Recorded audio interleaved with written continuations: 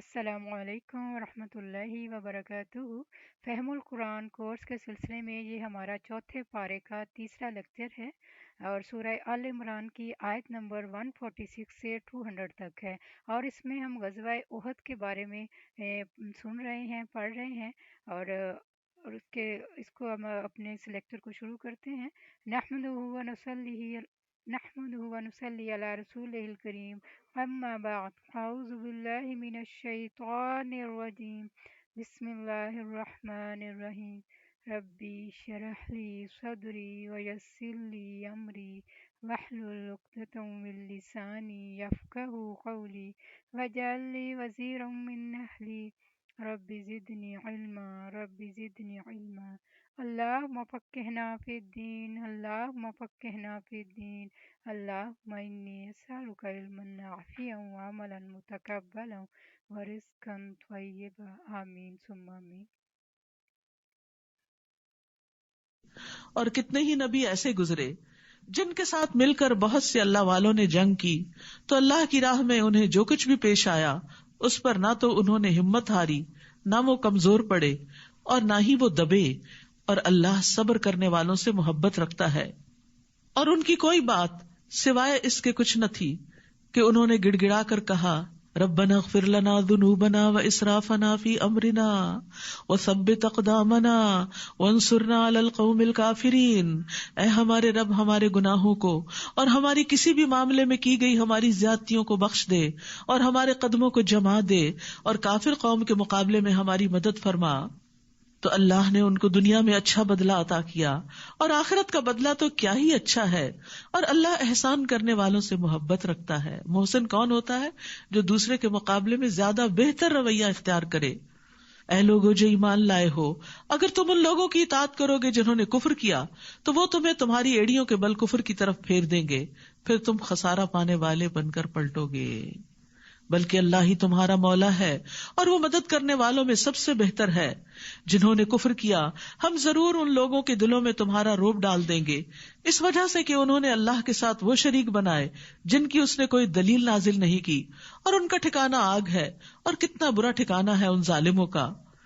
تو یاد رکھیے کہ شرک جو ہے زندگی میں خوف اور بے برکتی کا باعث ہوتا ہے، اور یقیناً اللہ نے تم سے اپنی مدد کا وعدہ سچا کر دکھایا جب تم انہیں اس کے حکم سے قتل کر رہے تھے، یعنی جنگ احد کے موقع پر، یہاں تک کہ جب تم نے بزدلی دکھائی اور رسول کے حکم کے بارے میں باہم جھگڑا کیا، یعنی ان کی بات نہ مانی، اور جو ہی اس نے تمہیں وہ چیز دکھائی یعنی مال غنیمت جس سے تم محبت رکھتے تھے، تو تم نے رسول کی نافرمانی کی، کیونکہ تم میں سے کوئی وہ ہے جو دنیا کو چاہتا ہے اور تم میں سے کوئی وہ ہے جو آخرت کو چاہتا ہے۔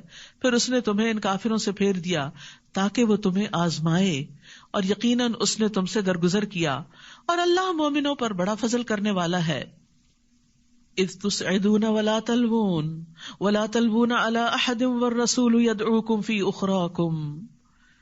جب تم چڑھے جا رہے تھے، یعنی میدان سے بھاگ رہے تھے، اور کسی ایک کو بھی مڑ کر نہ دیکھتے تھے، اور رسول تمہیں تمہارے پیچھے سے پکار رہے تھے، تو اس نے تمہیں غم پر غم دیا تاکہ تم اس پر رنج نہ کرو جو تم سے چھن گیا، اور نہ اس مصیبت پر جو تمہیں پہنچی، اور جو تم عمل کرتے ہو اللہ اس کی خوب خبر رکھنے والا ہے۔ تو اس سے یہ پتہ چلتا ہے کہ اللہ بندوں سے چاہتا ہے کہ وہ دنیا کے نقصانات پر غم نہ کریں، اسی لیے وہ بعض اوقات غم پہ غم ڈالتا ہے تاکہ بندہ غم سہنے کا ایسا عادی ہو کہ پھر پرواہ نہ کرے۔ غم انسان کے لیے تنگی پیدا کرتا ہے، اور پھر غم انسان کو کبھی مفید کاموں سے روک بھی لیتا ہے، یعنی غم کے مارے وہ اچھے کام نہیں کر سکتا۔ غم کی وجہ سے انسان کے اندر نفسیاتی گرہیں بھی لگ جاتی ہیں، تو اس لیے بہتر یہی ہوتا ہے کہ انسان اس کو جھٹک دے اور شرح صدر اختیار کرے، اپنے نفس کو اللہ کی مدد سے دعا کے ساتھ خوش رہنے کا عادی بنائے، کیونکہ اگر انسان کا سینہ کھلا ہوگا، دل میں وسعت ہوگی، فراخی ہوگی، تو راحت پائے گا، اللہ کا حکم سمجھے گا، اور سمجھانے کے قابل بھی ہوگا، اور نیکیوں میں آگے بڑھے گا۔ لیکن اگر وہ غم کی وجہ سے گھٹا رہا تو نیکی کے بہت سے مواقع ہاتھ سے چلے جائیں گے۔ اور یہاں اس چیز کی بھی تعلیم دی گئی کہ جو چیز چھوٹ جائے اس پر بھی غم نہیں کرنا چاہیے۔ اور پھر نبی صلی اللہ علیہ وسلم کی دعا بھی یاد رکھیے، اللہم انی اعوذ بک من الہم والحزن، اے اللہ بے شک میں تیری پناہ مانگتا ہوں غم اور دکھ اور پریشانی سے. پھر اس نے تم پر غم کے بعد اونگ کی شکل میں امن نازل فرمایا.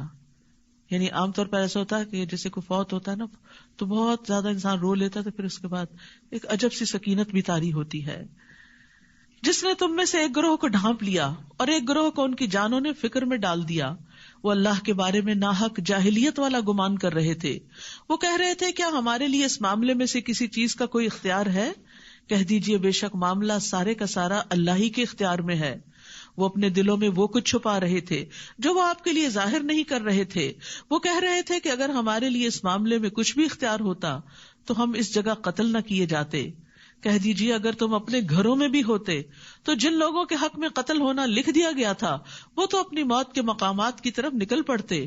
اور یہ اس لیے ہوا تاکہ جو کچھ تمہارے سینوں کے اندر ہے اللہ اسے آزما لے، اور تاکہ جو کچھ تمہارے دلوں میں ہے اسے خالص کر دے، یعنی کھوٹ کپٹ سب کچھ نکال دے. اور اللہ سینوں کے بھید خوب جاننے والا ہے. یعنی نیتوں کا کھوٹ ہو یا کام کرنے کے جذبے میں کوئی کمی ہو تو یہ ساری چیزیں آزمائش کے وقت انسان کو ہلا دیتی ہیں، یا انسان آگے بڑھ جاتا ہے یا اور پھر پیچھے چلا جاتا ہے، اس سٹیج پر نہیں رہتا. یعنی تکلیف اور مصیبت اور آزمائش یا انسان کو ترقی دلاتی ہے یا پھر نیچے گرا دیتی ہے، پیچھے پھیر دیتی ہے. یقیناً وہ لوگ جو تم میں سے اس روز پیٹ پھیر گئے جب دو جماعتیں آمنے سامنے ہوئیں، دراصل شیطان نے انہی کی بعض کوتاہیوں کی وجہ سے انہیں پھسلا دیا تھا. یعنی نیکی کے کام کے لیے نکلے تھے، نبی صلی اللہ علیہ وسلم کے ساتھ نکلے تھے، لیکن ایک خوف زدہ خبر سن کے پیچھے ہٹنے لگے. اور پھر خاص طور پر جو منافقین پیچھے چلے گئے تھے تو دراصل ان کے نفاق کی وجہ سے انہیں توفیق نہ ہوئی کہ وہ نبی صلی اللہ علیہ وسلم کے ساتھ جنگ میں حصہ لے سکیں. تو یاد رکھیے اگر دلوں میں منافقت ہو تو انسان نیکی کے کاموں سے پیچھے رہ جاتا ہے، پھر اللہ تعالیٰ توفیق بھی چھین لیتا ہے. اور یقیناً اللہ نے ان سے درگزر کیا، بے شک اللہ بہت بخشنے والا ہے، بہت بردبار ہے. اے لوگوں جو ایمان لائے ہو، تم ان لوگوں کی طرح نہ ہو جاؤ جنہوں نے کفر کیا اور اپنے بھائیوں سے کہا جب وہ زمین میں سفر کے لیے یا جنگ کے لیے نکلے اور وہاں مر گئے کہ اگر وہ ہمارے پاس ہوتے تو وہ نہ مرتے اور نہ وہ قتل کیے جاتے. بعض اوقات ایسا ہوتا ہے نا، کوئی روڈ ایکسیڈنٹ میں فوت ہو جاتا ہے تو انسان بعد میں بہت حسرتیں اختیار کرتا ہے اور کہتا ہے کاش وہ نہ جاتا تو نہ مرتا. فرمایا نہیں، وہ تو اپنے بستروں میں ہوتے تو وہاں بھی مر جاتے. یہ اس لیے کہ اللہ اس بات کو ان کے دلوں میں حسرت بنا دے، اور اللہ ہی زندگی دیتا ہے اور وہی موت دیتا ہے، اور جو کچھ تم کرتے ہو اللہ اسے خوب دیکھنے والا ہے. اور البتہ اگر تم اللہ کے راستے میں قتل کیے جاؤ یا مر جاؤ تو اللہ کی طرف سے بخشش اور رحمت اس سے کہیں بہتر ہے جو دنیا میں وہ جمع کر رہے ہیں. یعنی اگر اللہ کے راستے میں موت آ بھی گئی تو کیا ہوا، آگے بہترین منزلیں ہیں، دنیا سے بہتر ٹھکانے ہیں. اور البتہ اگر تم مر جاؤ یا قتل کیے جاؤ تو اللہ ہی کی طرف تم سب اکٹھے کیے جاؤ گے. بس اے نبی اللہ ہی کی رحمت کے باعث آپ ان کے لیے نرم خو ہو گئے، اور اگر آپ تند خو ہوتے، سنگ دل ہوتے، سخت دل ہوتے تو یہ ضرور آپ کے آس پاس سے منتشر ہو جاتے. بس آپ ان سے درگزر کیجئے اور ان کے لیے بخشش مانگیے اور ان سے اہم معاملات میں مشورہ کیجئے. پھر جب آپ کسی کام کا پختہ ارادہ کر لیں تو اللہ پر توکل کریں، بے شک اللہ توکل کرنے والوں سے محبت رکھتا ہے. یاد رکھیے ایک دائی اور ایک لیڈر کے اندر جو بیسک کوالٹیز ہونی چاہیے، رحمت، نرمی، تواضع اور کندھے جھکا دینا اور ساتھیوں کے لیے دعا کرنا، ان کی فکر کرنا. نرمی کاموں کو خوبصورت بنا دیتی ہے. نبی صلی اللہ علیہ وسلم نے فرمایا بے شک نرمی جس چیز میں بھی ہوتی ہے اس کو زینت بخش دیتی ہے، اور جس چیز سے نکال دی جاتی ہے اسے بدصورت کر دیتی ہے. نرمی گھرانوں کو فائدہ دیتی ہے. رسول اللہ صلی اللہ علیہ وسلم نے فرمایا جس گھرانے کو نرمی عطا کی گئی تو وہ ان کے لیے فائدے کا باعث ہے، اور جن سے نرمی روک دی گئی تو وہ ان کے لیے نقصان کا باعث ہے. یعنی جن گھروں میں نرمی نہیں ہوتی آپس میں ایک دوسرے کے لیے، وہاں نقصان ہی نقصان ہے. اب اس انتظار میں نہ رہے کہ دوسرے نرم ہو تو ہم نرم ہو، ہم نرمی کا آغاز کریں. اگر اللہ تمہاری مدد کرے تو کوئی تم پہ غالب آنے والا نہیں، اور اگر وہ تمہیں چھوڑ دے تو اس کے بعد کون ہے جو تمہاری مدد کرے گا. اور اللہ ہی پر مومنوں کو توکل کرنا چاہیے. دیکھیے بار بار ان آیات میں توکل کا درس ہے کہ اللہ پہ بھروسہ کرو، اللہ تمہارے کام سنوار دے گا. کسی نبی کے لیے ممکن نہیں کہ وہ خیانت کرے، یعنی مال غنیمت میں سے کچھ اپنے لیے نکال لے، اور جو کوئی خیانت کرے گا وہ قیامت کے دن اس چیز کو لے کر آئے گا جو اس نے خیانت کی ہوگی. پھر ہر نفس کو اس کی کمائی کا پورا پورا بدلہ دے دیا جائے گا اور وہ ظلم نہ کیے جائیں گے. کیا بھلا وہ جو ہمیشہ اللہ کی رضا کی پیروی کرے اس کی طرح ہو سکتا ہے جو ہمیشہ اللہ کی ناراضگی کے ساتھ پلٹے اور اس کا ٹھکانہ جہنم ہو اور کتنی بری ہے وہ لوٹنے کی جگہ. ہم درجات عند اللہ واللہ بصیر بما یعملون. وہ اللہ کے نزدیک مختلف درجوں میں ہیں اور جو عمل وہ کرتے ہیں اللہ اس کو خوب دیکھنے والا ہے. لقد من اللہ علی المؤمنین اذ بعث فیہم رسولا من انفسہم یتلو علیہم آیاتہ ویزکیہم ویعلمہم الکتاب والحکمہ وان کانوا من قبل لفی ضلال مبین. یقیناً اللہ نے مومنوں پر احسان کیا. اللہ کا بہت بڑا انعام ہے، مہربانی ہے، رحمت ہے جب انہی میں سے ایک رسول ان میں بھیجا، یعنی انہی کی قوم کے اندر سے رسول اٹھایا. وہ ان پر اللہ کی آیات پڑھ کر سناتا ہے، یعنی قرآن کی تلاوت کرتا ہے اور ان کا تزکیہ کرتا ہے، یعنی ان کے دلوں کے میل کچیل تک بھی نکالتا ہے، ان کے اخلاق سنوارتا ہے. انما بعثت لاتمم مکارم الاخلاق، کہ میں اخلاق کی تکمیل کے لیے بھیجا گیا ہوں. اور انہیں کتاب و حکمت کی تعلیم دیتا ہے، اور یقیناً اس سے پہلے وہ کھلی گمراہی میں مبتلا تھے. تو یاد رکھیے یہ چاروں چیزیں ساتھ ساتھ چلتی ہیں، تلاوت کتاب، تعلیم کتاب اور حکمت کے ساتھ ساتھ تزکیہ بھی، کیونکہ جب تک تزکیہ نہ ہو، اصلاح نہ ہو تو تعلیم کا مقصد فوت ہو جاتا ہے. کیا احد میں جب تمہیں ایک مصیبت پہنچی حالانکہ تم بدر میں اس سے دگنی پہنچا چکے تھے تو تم کہنے لگے یہ کہاں سے آئی؟ کہہ دیجئے وہ تمہارے ہی نفسوں کی جانب سے ہے. بے شک اللہ ہر چیز پر خوب قدرت رکھنے والا ہے. اور جو مصیبت تمہیں اس روز پہنچی جب دو جماعتیں آمنے سامنے ہوئی تو وہ اللہ کے اذن سے تھی، کیونکہ مسلمان حیران ہو گئے کہ اللہ کے رسول ہمارے ساتھ ہیں اور اب اللہ کی خاطر نکلے ہیں تو یہ نقصان کیسے ہو گیا؟ کیونکہ بعض اوقات آپ کہتے ہیں نا میں تو دین کے کام کے لیے نکلی تھی تو نقصان کیوں ہو گیا؟ تو یہ بھی اللہ کے اذن سے ہی ہوتا ہے، اور تاکہ وہ ایمان والوں کو جان لے. وہ پرکھنا چاہتا ہے کہ کون پھر بھی استقامت اختیار کرتا ہے اور کون اس رستے میں چھوٹے موٹے نقصان سے بد دل ہو کے پیچھے پلٹ جاتا ہے، اور تاکہ وہ ان لوگوں کو بھی جان لے جنہوں نے منافقت کی، یعنی منافقوں کو الگ کرنا بھی چاہتا ہے. اور جب انہیں کہا گیا کہ آؤ اللہ کے راستے میں جنگ کرو یا دفاع ہی کرو تو کہنے لگے اگر ہم جنگ کرنا جانتے ہوتے تو ضرور ہم تمہاری پیروی کرتے، تمہارے ساتھ آتے. وہ اس دن ایمان کی بنسبت کفر کے زیادہ قریب تھے کیونکہ ایمان والوں کا ساتھ نہیں دیا تھا. وہ اپنے منہوں سے وہ کچھ کہہ رہے تھے جو ان کے دلوں میں نہیں تھا، اور اللہ اس کو زیادہ جانتا ہے جو وہ چھپاتے تھے. یہ وہ لوگ تھے جو خود تو پیچھے بیٹھ رہے اور اپنے لڑنے والے بھائیوں کے بارے میں کہنے لگے کہ اگر وہ ہماری بات مانتے تو وہ قتل نہ کیے جاتے. کہہ دیجئے اگر تم سچے ہو تو اپنے آپ کو موت سے بچا کر دکھاؤ. اور وہ لوگ جو اللہ کی راہ میں مارے جائیں آپ انہیں ہرگز مردہ خیال نہ کریں بلکہ وہ زندہ ہیں، اپنے رب کے پاس رزق دیے جا رہے ہیں. سبحان اللہ.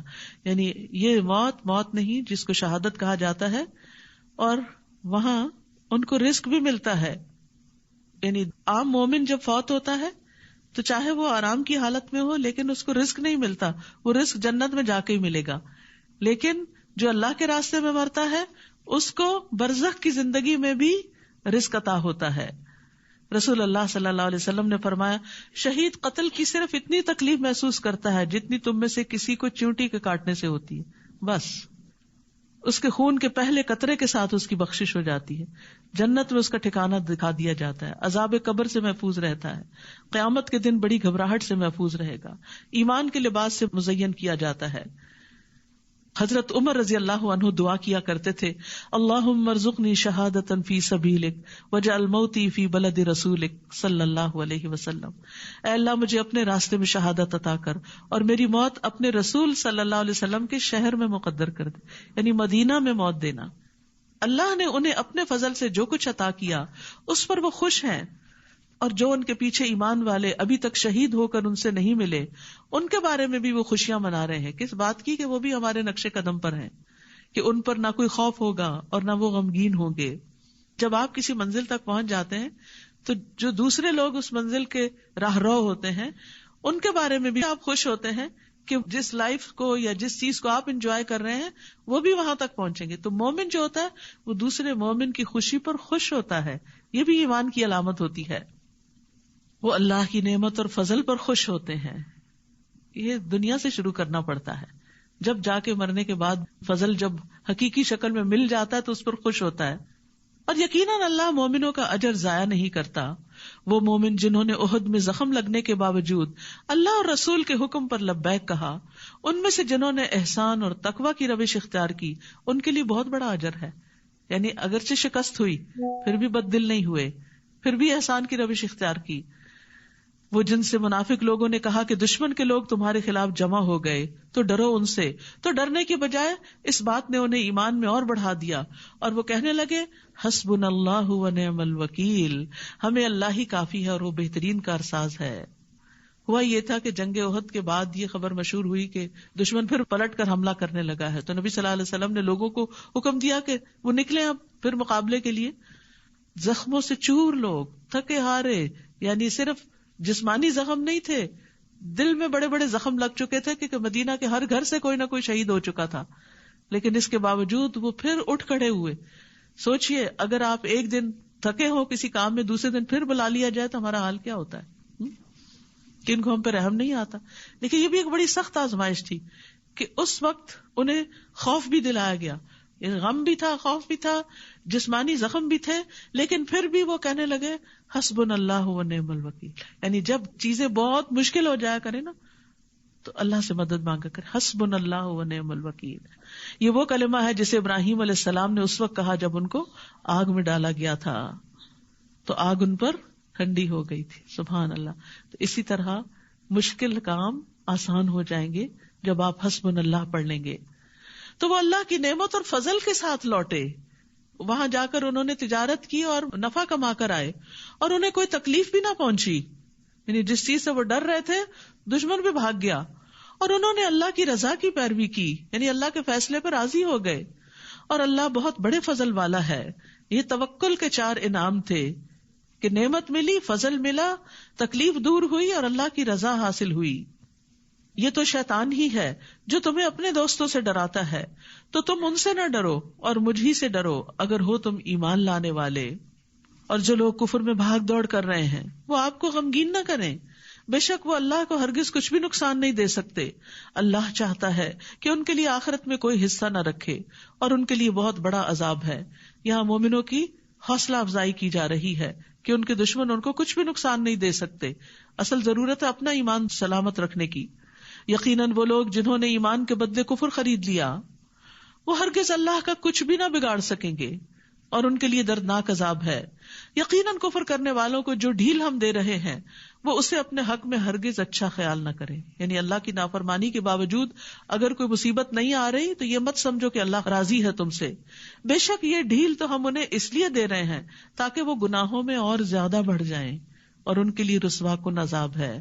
یہ بھی بڑی ڈرنے کی بات ہے کہ انسان اللہ کی نافرمانی کرے اور دنیا میں اس پر کوئی آزمائش اور امتحان نہ ہو اور انسان سمجھے کہ میں جو کر رہا ہوں ٹھیک ہی کر رہا ہوں. کیونکہ جب مشکل آتی ہے تو انسان اپنی غلطیوں کا سوچتا ہے. اور ایسا نہیں ہو سکتا کہ اللہ مومنوں کو اسی حال پہ چھوڑ دے جس پر تم اس وقت ہو، یہاں تک کہ ناپاک کو پاک سے الگ کر دے. اور نہ ہی اللہ ایسا ہے کہ تمہیں غیب پر مطلع کرے، لیکن اس کے لیے وہ اپنے رسولوں میں سے جسے چاہتا ہے چن لیتا ہے. بس اللہ اور اس کے رسولوں پر ایمان لے آؤ. اگر تم ایمان لاؤ گے اور تقوی اختیار کرو گے تو تمہارے لیے بہت بڑا اجر ہے. وَإِن تُؤْمِنُوا وَتَتَّقُوا فَلَكُمْ أَجْرٌ عَظِيمٌ.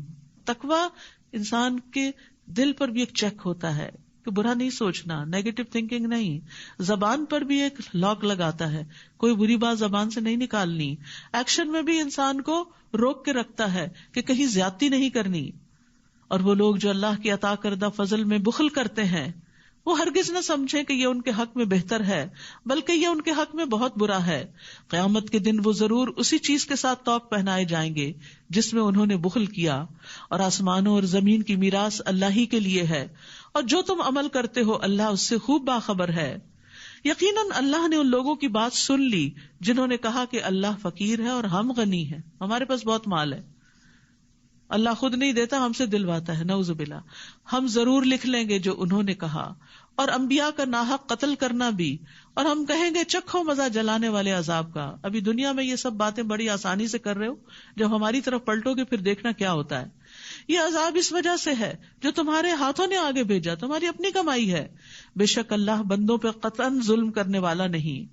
وہ لوگ جنہوں نے کہا کہ اللہ نے ہم سے عہد لے رکھا ہے کہ ہم کسی رسول پر ایمان نہ لائیں یہاں تک کہ وہ ہمارے پاس ایسی قربانی لے آئے جسے آگ کھا لے، کہہ دیجئے تمہارے پاس مجھ سے پہلے کئی رسول واضح نشانیاں لا چکے اور وہ نشانی بھی لائے جو تم کہہ رہے ہو، پھر اگر تم اپنی بات میں سچے ہو تو تم نے انہیں قتل کیوں کر ڈالا؟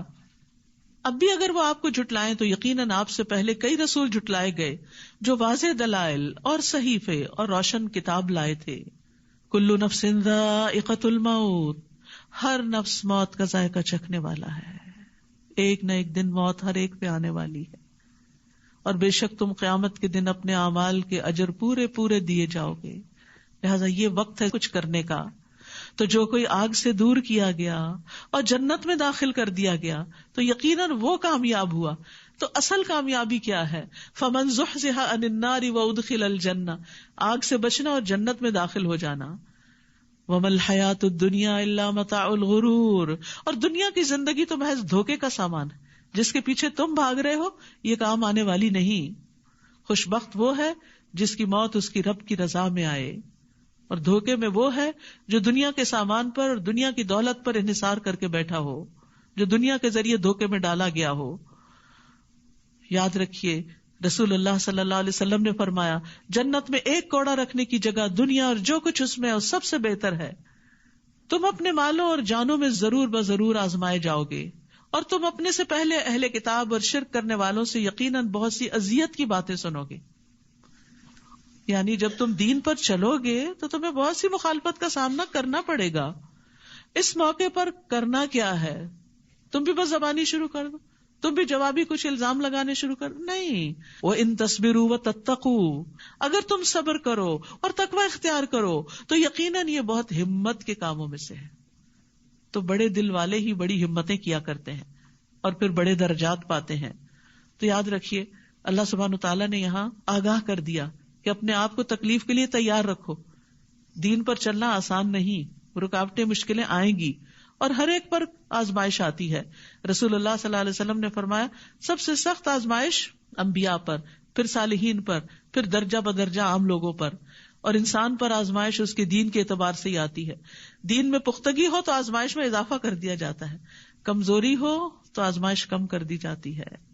تو اللہ کی طرف سے آنے والی آزمائش پر ناراض نہیں ہونا چاہیے۔ جو راضی رہتا ہے اس حال میں بھی اللہ اس سے راضی ہو جاتا ہے، اور جو ناراض ہوتا ہے اللہ تعالیٰ اس سے ناراض ہو جاتا ہے۔ اور جب اللہ نے اہل کتاب سے پختہ عہد لیا کہ تم ضرور اسے سب لوگوں کے لیے بیان کرو گے اور تم اسے چھپاؤ گے نہیں، تو انہوں نے اس عہد کو پس پش ڈال دیا اور اسے تھوڑی قیمت میں بیچ ڈالا۔ تو کتنا برا ہے جو وہ بدلے میں لے رہے ہیں۔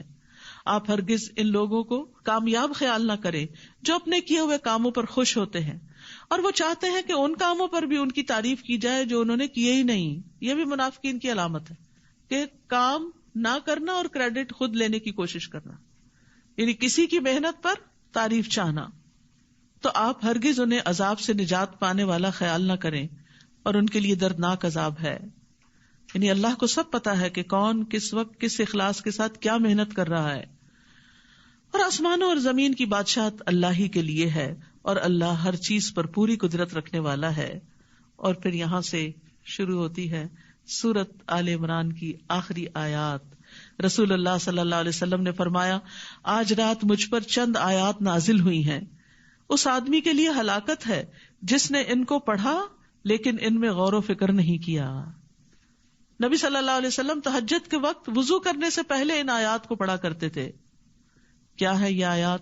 ان فی خلق السماوات والارض واختلاف اللیل والنہار لآیات لأولی الالباب، بے شک آسمانوں اور زمین کی تخلیق میں اور دن اور رات کی آمد و رفت میں عقل والوں کے لیے بہت سی نشانیاں، تاکہ وہ اس میں غور و فکر کریں اور ان نشانیوں کو پائیں اور ان کے ذریعے اللہ تک پہنچیں۔ کون ہے یہ عقل مند؟ الذین یذکرون اللہ قیاما وقعودا وعلی جنوبہم، جو کھڑے اور بیٹھے اور اپنے پہلوؤں پر لیٹے اللہ کو یاد کرتے ہیں، اور وہ آسمانوں اور زمین کی تخلیق میں غور و فکر کرتے ہیں۔ یعنی وہ صرف ذکر نہیں کرتے، وہ فکر بھی کرتے ہیں، وہ یہ سب دیکھتے ہیں، کہتے ہیں اے ہمارے رب تو نے یہ سب کچھ بے مقصد نہیں پیدا کیا، یہ اتنا بڑا آسمان، یہ زمین، اس میں رنگ رنگ کی چیزیں جو پیدا کی اور زمین پیدا کرتی چلی جا رہی ہے، اور یہ طرح طرح کے انسان اور ان کی عقلیں اور ان کے کام، یہ سب کچھ ایسے بے مقصد نہیں ہو سکتا، تو پاک ہے کہ کوئی بے مقصد کام کرے، بس ہمیں آگ کے عذاب سے بچا لے۔ تو یہاں ذکر کو غور و فکر پر مقدم رکھا گیا ہے۔ ام درداء سے پوچھا گیا ابو درداء اکثر کیا کرتے تھے؟ وہ کہتی ہیں وہ اکثر سوچوں میں غرق رہتے تھے، یعنی غور و فکر زیادہ کرتے تھے۔ لیکن یاد رکھیے غور و فکر کرنے کے لیے خاموشی بھی ضروری ہوتی ہے۔ ہر وقت باتیں کرنے والا غور و فکر نہیں کر سکتا۔ جو کسی کی بات توجہ سے سنے ہی نہ، وہ کیا غور و فکر کرے گا؟ ان سے پوچھا گیا آپ کا کیا خیال ہے، کیا غور و فکر کرنا اعمال میں سے ایک عمل ہے، یہ کوئی نیکی کا کام ہے؟ انہوں نے کہا ہاں، یہ ایک یقین ہے، یعنی یہ ایسا عمل ہے جس کے ذریعے یقین حاصل خشیت پیدا ہوتی ہے، جیسا کہ پانی کاشتکاری کے لیے نباتات اگاتا ہے، اسی طرح جتنا غم دلوں کو چمکاتے ہیں اتنا کوئی اور چیز دلوں کو نہیں چمکاتی، اور جتنا غور و فکر سے دل روشن ہوتے ہیں اتنا کسی اور چیز سے روشن نہیں ہوتے۔ یعنی غم کی وجہ سے انسان کی بہت سی صلاحیتیں جاگ بھی اٹھتی ہیں، الا یہ کہ وہ اس پہ مسلط ہی ہو جائے اور سب کچھ اس کا ختم کر دے۔ وہ دعائیں کرتے ہیں اے ہمارے رب بے شک جسے تو آگ میں داخل کرے تو حقیقتاً تو نے اسے رسوا کر دیا، اصل بے عزتی جہنم میں جانا ہے اور ظالموں کے لیے کوئی مددگار نہیں۔ یہ دیکھیے یہاں ساری دعائیں ربنا سے شروع ہوں گی۔ اب اے ہمارے رب، ہم نے ایک پکارنے والے کو سنا جو ایمان کی طرف پکار رہا تھا کہ تم اپنے رب پر ایمان لے آؤ، تو ہم ایمان لے آئے۔ اے ہمارے رب، ہمارے لیے ہمارے گناہوں کو بخش دے اور ہم سے ہماری برائیوں کو دور کر دے اور ہمیں نیک لوگوں کے ساتھ فوت کر۔ اے ہمارے رب، اور ہمیں وہ عطا کر دے جس کا تو نے اپنے رسولوں سے ہم سے وعدہ کیا تھا، اور تو ہمیں قیامت کے دن رسوا نہ کرنا، یعنی جہنم سے بچانا، بے شک تو اپنے وعدے کے خلاف نہیں کرتا۔ فاستجاب لهم ربهم، تو ان کے رب نے ان کی دعا قبول کر لی۔ تو یہ دعائیں مانگنی چاہیے، یہ قبولیت والی دعائیں ہیں کہ میں تم میں سے کسی عمل کرنے والے کے عمل کو ضائع نہیں کروں گا، خواہ مرد ہو یا عورت، نو ڈسکریمنیشن، کوئی جینڈر ڈسکریمنیشن نہیں، جو بھی اچھا کام کرے گا اس کو بدلہ ملے گا۔ تم میں سے باز ہی سے ہیں تو وہ لوگ جنہوں نے ہجرت کی اور جو اپنے گھروں سے نکالے گئے اور میرے راستے میں ستائے گئے، انہوں نے جنگ کی اور وہ مارے گئے، البتہ میں ضرور ان سے ان کی برائیاں دور کر دوں گا، اور میں ضرور انہیں ایسے باغات میں داخل کروں گا جن کے نیچے نہریں بہ رہی ہوں گی۔ یہ بدلہ ہے اللہ کی طرف سے، اور اللہ ہی ہے جس کے پاس اچھا بدلہ ہے۔ تو جو لوگ ایمان لا کر تکلیفیں اٹھائیں، اللہ سبحانہ وتعالیٰ ان تکلیفوں کے بدلے ان کے گناہ معاف کر دے گا۔ لا یغرنک تقلب الذین کفروا فی البلاد، کفار کا شہروں میں چلنا پھرنا، یعنی آزادی سے گھومنا پھرنا، کوئی رکاوٹ نہیں، آپ کو ہرگز دھوکے میں نہ ڈالے کہ یہ کامیابی کی علامت ہے، یہ تو تھوڑا سا فائدہ ہے، پھر ان کا ٹھکانہ جہنم ہے، اور وہ کتنا برا ٹھکانہ ہے۔ لیکن وہ لوگ جنہوں نے اپنے رب کا تقوی اختیار کیا، ان کے لیے ایسے باغات ہیں جن کے نیچے نہریں بہتی ہیں، وہ ان میں ہمیشہ رہنے والے ہیں، یہ اللہ کی طرف سے مہمانی ہے، اور جو اللہ کے پاس ہے وہ نیک لوگوں کے لیے زیادہ بہتر ہے۔ یہ آپ سوچ رہے ہوں گے کہ باقی لوگ تو دنیا کے فائدے اٹھائیں اور مومن سے سارے وعدے آخرت کے بس ہوتے ہیں، کیوں نہیں دنیا کے وعدے ہم سے کیے جا رہے؟ ہمارے لیے بھی ہیں دنیا کے وعدے، لیکن زیادہ وعدے آخرت کے، کیوں؟ اس کے پیچھے حکمت کیا؟ حکمت یہ ہے کہ دنیا تو ختم ہو جانے والی ہے، اس میں جو کچھ بھی مل جائے وہ عارضی یا معمولی یا مچھر کے پر برابر بھی نہیں، اور جو وہاں کا وہ ہمیشہ کا۔ تو عقل مند وہ ہے جو حقیقی چیز کے مقابلے میں بڑی چیز کو پریفر کرے، خواہ وہ بعد میں آئے۔ مثلا آپ کی پسند کا ڈرنک دوسرے راؤنڈ میں آنے والا ہے، تو آپ پہلے راؤنڈ میں آنے والے ڈرنک کو کیا کرتے ہیں؟ چھوڑ دیتے ہیں کہ میں زیادہ اچھا والا لوں گا۔ تو اگر دنیا میں کچھ نہیں بھی ملتا تو کوئی بات نہیں، اللہ کا وعدہ جھوٹا نہیں، اللہ کے سارے وعدے سچے ہیں۔ اللہ پر ایمان، اعتماد اور یقین یہی تو ہے کہ اس کے وعدوں کو سچا مانتے ہوئے جو کرنے کے کام ہے وہ کرتے چلے جائیں، اسی کا تو اجر ہے کہ اعتماد ہے، بھروسہ ہے ہمیں اللہ پر کہ وہ سچ کہہ رہا ہے، وہ ضرور اپنے وعدے پورے کرے گا۔ اور بے شک اہل کتاب میں سے کچھ ایسے بھی ہیں جو اللہ پر ایمان رکھتے ہیں اور اس پر جو آپ کی طرف نازل کیا گیا اور اس پر بھی جو ان کی طرف نازل کیا گیا، اللہ کے لیے جھکنے والے ہیں، اللہ کی آیات کو تھوڑی قیمت کے عوض نہیں بیچتے، یعنی دین کو دنیا کی خاطر نہیں بیچتے. ایسے ہی لوگوں کا اجر ان کے رب کے پاس ہے، بے شک اللہ جلد حساب لینے والا ہے. یا ایھا الذین آمنوا اصبروا وصابروا ورابطوا واتقوا اللہ لعلکم تفلحون. اے لوگو جو ایمان لائے ہو، صبر کرو اور مقابلے میں مضبوط رہو اور تیار رہو اور اللہ کا تقوی اختیار کرو تاکہ تم کامیاب ہو جاؤ. یہاں پر آپ دیکھیے سورت میں جو چیز بار بار ریپیٹ ہوئی کامیابی کی علامت، وہ کیا ہے؟ صبر اور تقوی. صبر تکلیف دہ چیز کے پیش آنے پر، اور تقوی تکلیف دہ حالات میں بھی اللہ کی اطاعت پر جمے رہنے پر. تو صبر اور تقوی دونوں لازم و ملزوم ہوتے ہیں، دونوں سے بندوں کی اصلاح بھی ہوتی ہے. تو کچھ لوگ ہوتے ہیں جو صبر کرتے ہیں تقوی نہیں اختیار کرتے، کچھ ہوتے ہیں جو تقوی اختیار کرتے ہیں صبر نہیں اختیار کرتے، کچھ ہوتے ہیں جو دونوں اختیار کرتے ہیں اور کچھ ہوتے ہیں جو دونوں ہی نہیں کرتے. تو اللہ سبحانہ وتعالی ہمیں ان لوگوں میں شامل کرے جو صبر بھی کرے اور تقوی بھی.